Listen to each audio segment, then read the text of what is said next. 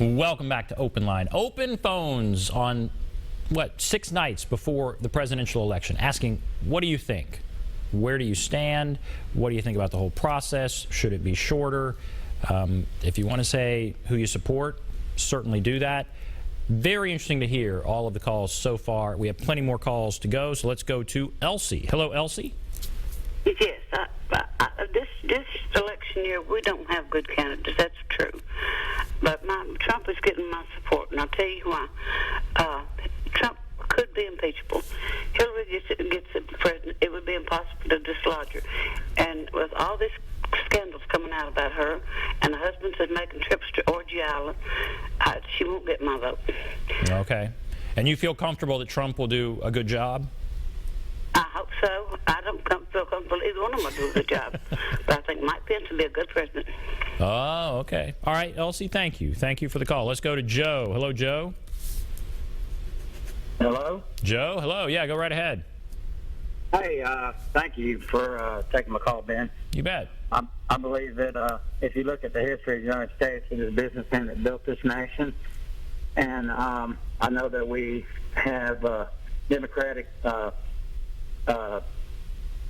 president right now, and they just want to take and take and take and give and give and give, tax and tax and tax. It's not fair, all right, for a guy that works or people in general that work, and then the Democrat just tax us and give it to people that choose not to work.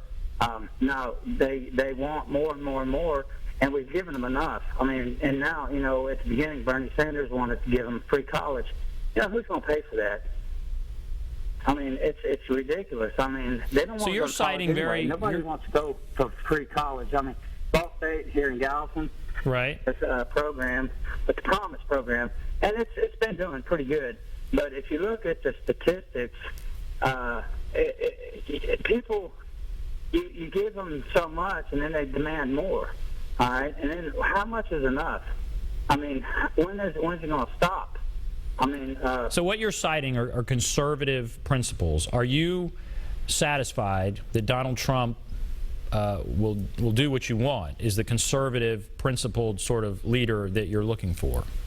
No, neither one of them are going to do anything for the United States, I don't think. I think Donald Trump will probably be better for the United States because he's a businessman, and he can renegotiate treaties like he stated in his election.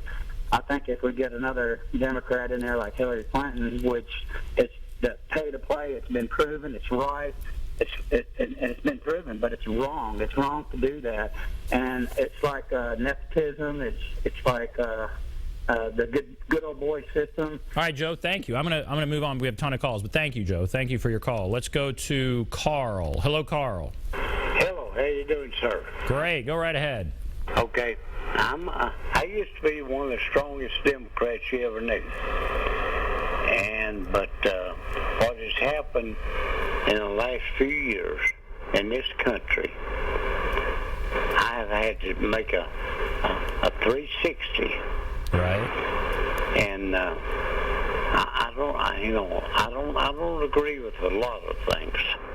What's been the worst thing? But I think Mr. Trump gives us a better shot of being a better American. And being I'm a Vietnam veteran, I have put my life on the line for this country. And all I ask is a fair return. Right. What's been the thing that's upset you the most about the way the country has changed? Well, all this country wants to do is give, and take.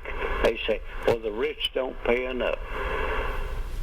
Well, how much are the rich supposed to pay? And why is somebody else, the other regular people, not to pay their fair share? Okay. All right, Carl, thank you for your call. Let's go to Lisa. Hello, Lisa. Go right ahead. Yes, Mom. Yes, ma'am. Go right ahead. Okay, I wanted first to make a comment on the lady that said that she would vote for Hillary twice.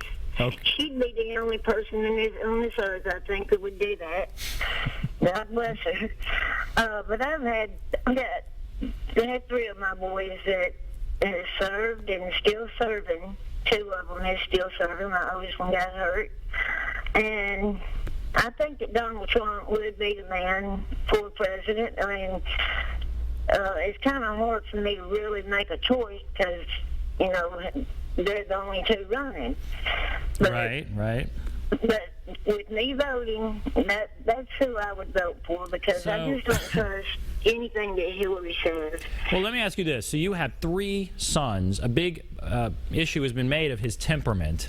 You feel comfortable with him being commander-in-chief and ordering troops into harm's way? Do you feel comfortable with that? I feel comfortable because the military has their way of training these guys and girls. But they have to follow orders. Yes, You want that's someone right. with a good temperament giving those orders. And, you know, and what they have done already, they've done well at. And I think that, I believe that Trump will stand behind them, and I think that he won't send them into a place that, you know, just to go get shot or killed. I think that he'll, stand behind them. Lisa, thank you for your call. Let's go to Paul. Hello, Paul. Yeah, Go right ahead. How you doing? Great. I'm calling to see why, with all the law enforcement, the FBI and all that, why is it that someone can't take Donald Trump into court and make him show his income tax? I'm not against the man, but he hounded and finally Obama had to show his birth certificate. I think it's been brought up before. But he's always talking about suing somebody over something.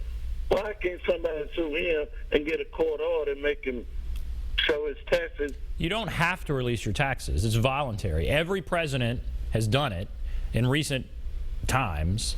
He has chosen not to. There's no law that says you have to, but out of an interest of transparency, past candidates have done it. Every single one. Donald Trump chose not to, but there's no law that makes him do it. In fact, your personal tax returns are private. I mean, you could make a law that says every candidate has to do that, but it just hadn't been done. There's no law right now. But I understand there are a lot of people that are frustrated that he has not and question that decision. Let's go to Baker. Hello, Baker. Go right ahead. Yeah, I voted for Donald Trump earlier when the voting first started because I think he's what I would call the lesser of 2 evils. I just feel like he's the best person for the job, and I think he would help to keep the Iranians and Syrians and all of them from coming over here and settling over here. We don't need them over here, I don't think. All right, you want to keep them out. All right. That's been a tough area in a lot of ways, but thank you for the call. All right, I'm going to go to one more. We only have 30 seconds. Jenny, can you go really fast? Let's go to Jenny. Go right ahead. Oh, Jimmy. I'm sorry, Jimmy. Go right ahead. Yeah, thank you for taking the call. 30 seconds. Yeah, I was just listening to Donald Trump. Donald Trump sometimes seems like he's talking out the side of his neck. And I listen to some of these people that's calling in.